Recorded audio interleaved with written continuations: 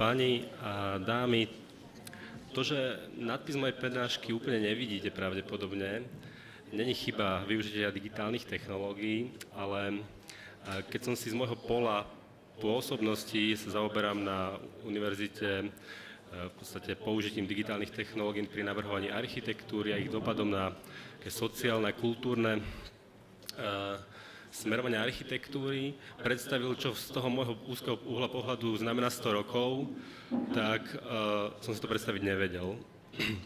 A ten problém sa mi zdal úplne neobsiahnutelný, až tak, že vypukla taká panika. A ani som ho nevedel nejak rozštrukturovať a riešiť po nejakých menších častiach, tak jediné, čo mi zostalo, som si povedal, že 50 rokov, ten pocit sa nezmenil, a tak som si povedal, že 10 rokov a vtedy to už začalo byť trochu lepšie, takže budem sa venovať tejto predstave. A čo tam možno tak v diaľke vidíte, je nadpis augmentované mesto, alebo zosilnené mesto. Tento pojem sa často teraz tak vágnejšie používa. A môj význam je prebratý, alebo jeho použitie je inšpirované esejou Douglasa Engelbarta, ktorá je už asi 50 rokov stará.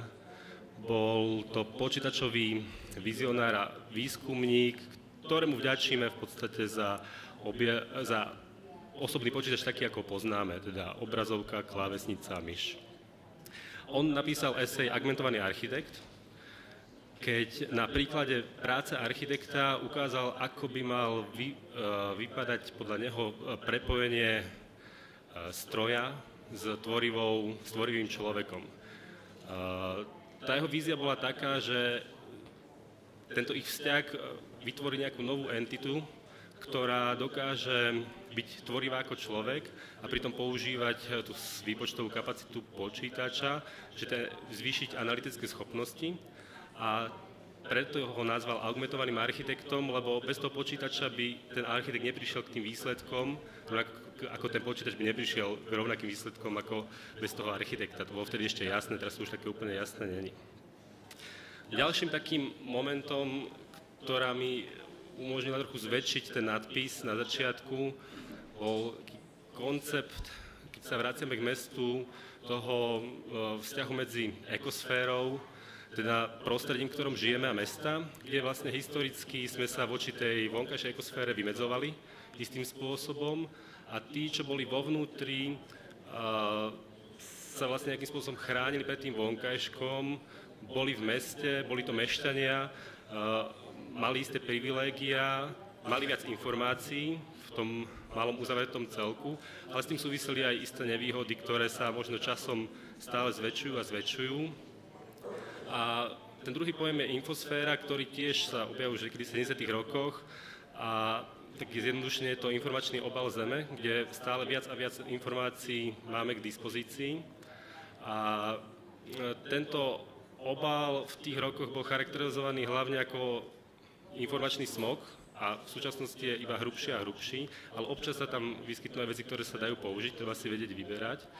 A myslím, že rozšírenie toho informačného pola mimo mesto, v podstate ten náš problém, alebo to rozšírenie celej ekosféry našej planéty o tú vrstvu infosféry, tých informácií, ako keby to mesto istým spôsobom posunulo mimo svoje hranice.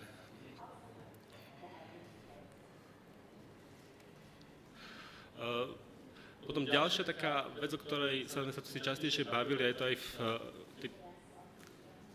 v tom nadpise, je demokracia a to, že či tieto technológie nám umožňujú byť viacej demokratickejšie alebo otvorení v tomto systéme. Ako taký zážitý názor je, že áno, že internet je otvorený systém, ktorý je demokratický. Čiastočne aj pravdivý, lebo v tých 90. rokoch, keď vznikala svetová sieť, teda World Wide Web, tento systém bol navrhnutý ako otvorený a doteraz tie štruktúry, ktoré spravujú tie najvyššie úrovne, v podstate sú tak rozvrhnuté, že sa ťažko nad celým tým systémom získava kontrola, aj keď všetky sú umiestnené v Spojených štátoch, takže je to také diskutabilné. Ale v súčasnosti prebieha dosť silný taký ako tlak, hlavne zo strany vlád, ktorý chce preniesť vlastne správovanie celého toho internetu, čo je akoby tá nosná časť informačného obalu planéty pod OSN, a proti tomu sa veľa ľudí búri. Arabské krajiny chcú zaviesť identifikačné rodné číslo digitálne, sú tam rôzne takéto ďalšie nápady, ktoré si viete predstaviť, ako veľmi ľahko si viete predstaviť, že sa dajú zneužiť. Ale okrem takýchto jednoznačných ako snah obmedziť obsah a použitie internetu sú v rámci tej slobody na internete aj iné veci, kde je stále viac a viac veľkých uzavretých systémov, ktoré si my ako používateľe veľmi neuvedomuje. Napríklad ekosystém Facebooku alebo Apple je v podstate zvonku neprístupný. Čiže vy, pokiaľ sa nezapojíte do toho ich rozhrania, ktoré vám ponúka informácie tak, ako niekto vymyslel, že vám bude ponúkať, že vám diktuje pohľad na tie informácie, tak sa k tým informáciám nedostanete.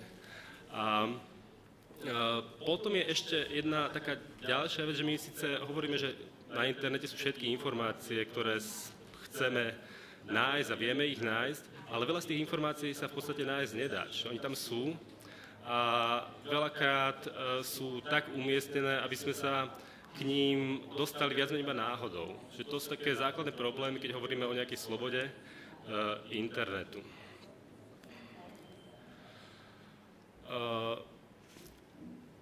Keď som hovoril o augmentovanom architektovi a augmentovanom meste, tak najznámejší pojem teraz je augmentovaná realita, samozrejme.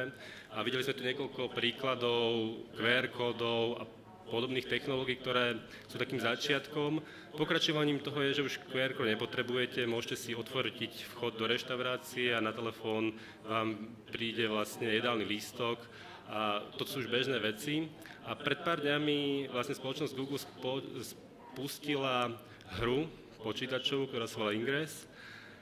Čo je na nej zaujímavé, je to taká klasická hra, kde sa hráte na detektíva a zachránite planétu pred rôznymi typmi zlej energie.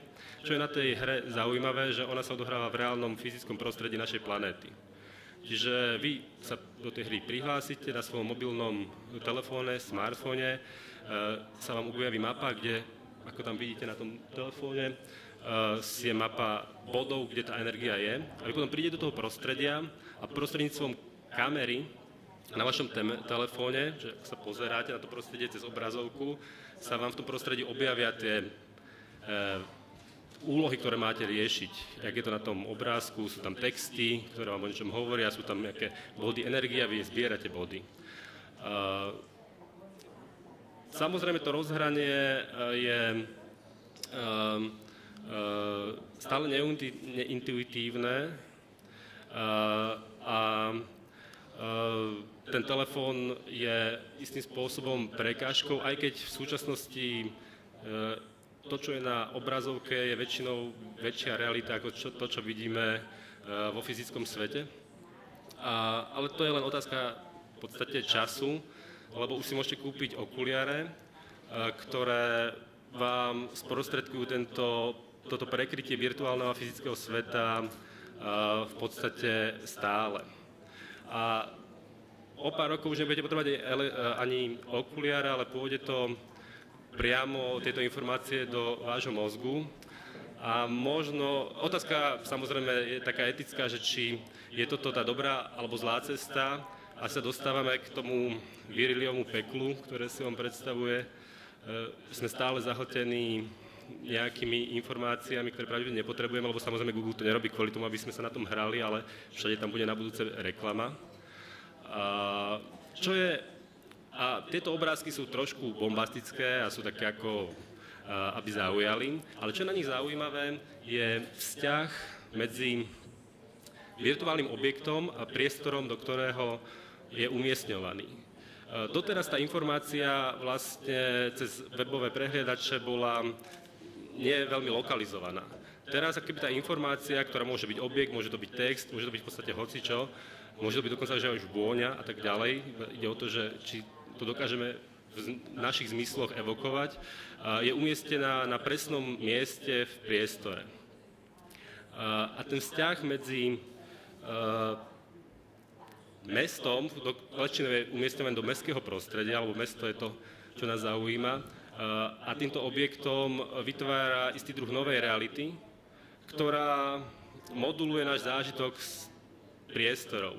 Možno tu tento obrázok hovorí o tom emickom priestore La Défense alebo niečom veľmi podobnom. Z toho pohľadu bez prekrytia s tou virtuálnou realitou je to obrovský nehumánny priestor, ale ako náhle sa v ňom začnú objavovať tieto virtuálne priestory, tak možno sa začne trochu zobytňovať a začína byť istým spôsobom interiérom. Aspoň pre toho človeka, ktorý má prístup k tej technológii a ktorý to takto vidí.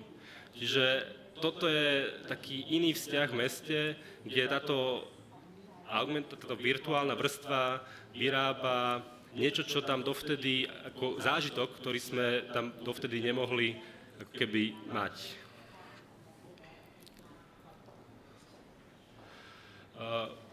Chcel by som vám... Druhá taká časť tohto celého je, že to, čo sme videli, je v podstate mapovanie priestoru mesta, ale táto technológia sa dá použiť aj istým spôsobom na navrhovanie.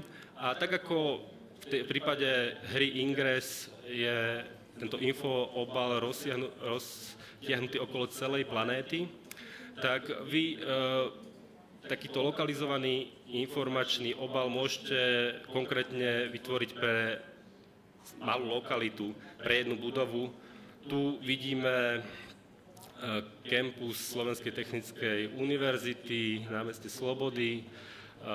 Máme tu budovy, ktoré niektorí z vás poznajú veľmi dôverne.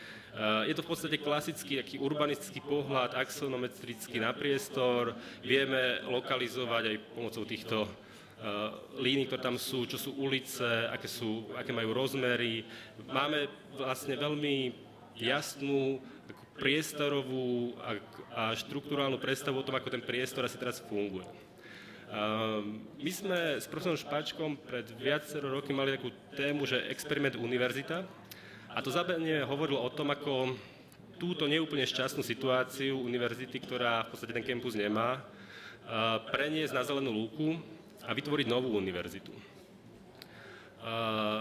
Vieme, počas analýz so študentmi sme samozrejme vedeli, koľko potrebujeme štvorcových metrov, koľko je tu zamestnancov, aké typy budov potrebujeme a tieto všetky typologické záležitosti, ktoré architekti a urbanisti potrebujú, aby sa začali rozhodovať. Ale základná otázka sa stále vynárala, že čo to je tá univerzita. Lebo to, že preniesieme budovy, ešte neznamená, že sme preniesli aj keby to, čo v nich prebýva. A táto otázka stále vznikala, sa vznášala nad nami, až vlastne hlavne ten zámer bol ešte taký, že tú univerzitu spraviť lepšou, čo architekti a urbanisti majú také pohnutky, že všetko zlepšovať. Takže sme sa tiež snažili. A na to, aby sme dokázali tú univerzitu zanalýzovať, v podstate nám vyšlo, že to, čo ju naozaj tvorí, je to, čo sa tam vyučuje a kto to vyučuje. A tieto informácie sú dostupné, akurát sú dostupné takto. Hej, tu máme študijné odbory a moduly, môžeme s tou tabuľkou pokračovať a budete tam vidieť mená ľudí, ktorí tam vyučujú a tak ďalej. Tých buniek sú tisíce, ktoré nám hovoria vlastne o jednotlivých tých hodnotách. A s týmto sa ťažko pracuje. Povedal by som, že to je krásny príklad toho dostupnej informácie, ktorá je nečitateľná na tom internete. Že vy, keď chcete niečo zistiť o tej univerzite, tak musíte spracovať niekoľko stoviek riadkov excelovských tabuliek.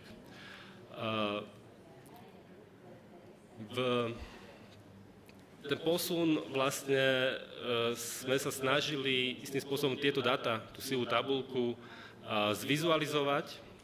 A tu je jeden zo spôsobov. Ide o... Každý ten štvorček predstavuje jeden študijný odbor, jeho veľkosť závisí od toho, koľko pedagógov tam učí. A tie čiarky medzi nimi sú vlastne prepojenia medzi jednotlivými pedagógami, ktorí učia aj v iných odboroch. A tu na týchto na tomto diagrame univerzity, vlastne tej esencii tej univerzity, ktorú sme si my vybrali, je vidno, že niektoré odbory so svojimi pedagógmi sú dosť odťažité a skoro nemajú kontakt s tým telom univerzity. Vidíte, v tom ľavom spodnom rohu je taký jeden z príkladov. A vlastne týmto spôsobom môžete veľmi efektívne vizualizovať to, čím tá univerzita je, jak ju možno zlepšovať preskúpením týchto tehličiek. Samozrejme, dá sa urobiť iná schéma, ktorá nám bude hovoriť o tom, koľko publikovaných článkov je u každého pedagóga a kde sú publikované. Čiže veľmi ľahko a tak intuitívne dokážete nájsť tie problémové body, ktoré sa v tomto priestore nachádzajú. To, že to je tak ľahko čitateľné, vlastne sú potrebné dve veci. Tento príklad je interpretáciou témy veľkých dát, big data, čo sa teraz často tiež opakuje. Väčšinou sa jej zmocňujú samozrejme tí, čo to potrebujú, že vedeckí pracovníci, ale aj veľa grafických dizajnérov, vychádza časopis s týmto zameraním, ale veľmi málo je tém, ktoré by sa zaoberali umiestnením týchto dát v priestore. Tak ako máme priestorovú štruktúru klasickej školy, tu dva obrázky naspäť, kde vidíme nejaké priestorové rozloženie, tak v podstate táto schéma je rovnako obsiahnutá v podobnom priestore, ktorý je definovaný. Ten štvorec má, myslím, že kilometr krát kilometr a vieme potom ako keby ďalej pracovať ako architekti, urbanisti s optimalizovaním tých našich veličín, že obaliť to do nejaké budovy, umiestniť tam tie správne toky služieb, energie a dopravy a takto nejakým spôsobom pokračovať. Čo by som chcel povedať vlastne,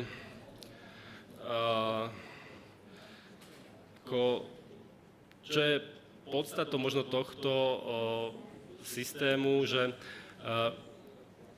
my máme dáta, ktoré potrebujeme istým spôsobom zviditeľniť, ale samozrejme potom potrebujeme ich aj aplikovať tak, aby ten dialog, ktorý sme videli, je istým spôsobom demokratickejší a tie dáta nám ukážu tie slabé miesta.